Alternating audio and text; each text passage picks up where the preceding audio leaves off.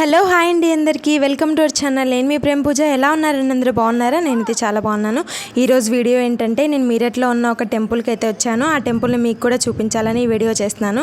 చూడండి, ఇక్కడ కనిపిస్తుంది కదా, అదే టెంపుల్ అండి. ఇక్కడ కనిపిస్తున్న గేట్ నుంచి లోపలికి వెళ్ళాలండి. టెంపులే కదా, ఏముంటుంది లోపల, గుడి ఉంటుంది, గుడి లోపల దేవుడు ఉంటాడని మీరు అనుకోవచ్చు. అదే అండి ఈ వీడియోలో ట్విస్ట్. స్కిప్ చేయకుండా చూడండి. ఇవి గేట్ లోపలికి వచ్చేసామండి. ఇది చాలా పెద్దగా ఉంది గుడి. గుడి పక్కన గార్డెన్ కూడా చాలా బాగా మెయింటైన్ చేస్తున్నారు. చూడండి అంతా గ్రీనిష్గా.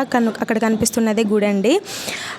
సో చాలా బాగుందండి గుడి అయితే. చాలా విశాలంగా, చాలా పెద్దగా ఉంది. ఎంత మంది వచ్చినా కూడా పట్టే విధంగా స్పేస్ ఉంది. సో ఇదైతే గుడి లోపలికి ఎంట్రన్స్ అండి. ఇక్కడ వీడియోస్ అవి చేయనిరండి, ఫొటోస్ కూడా తీసుకొనివ్వరు. నేను కొంచెం రిక్వెస్ట్ చేసి మీకు ఈ వీడియో చూపించాలన్నట్టు ఈ వీడియో అయితే చేస్తున్నాను. దయచేసి స్కిప్ చేయకుండా చూడండి.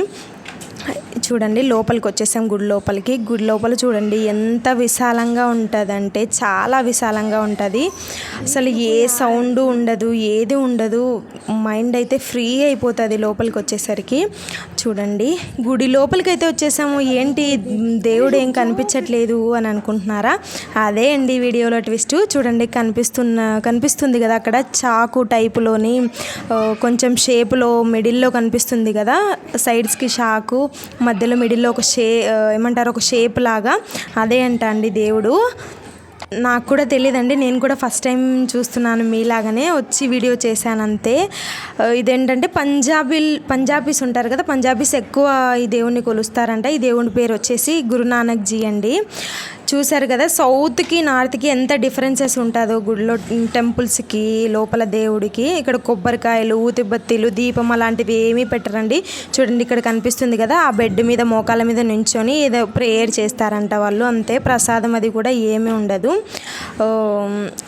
ఇక్కడ. ఇంకా ఎవరైనా ఎక్స్ట్రాగా పాటలు పాడి భజన చేయాలనుకున్న వాళ్ళు ఇక్కడ కూర్చొని మైక్లో పాటలు పాడి అది చెయ్యొచ్చండి భజన.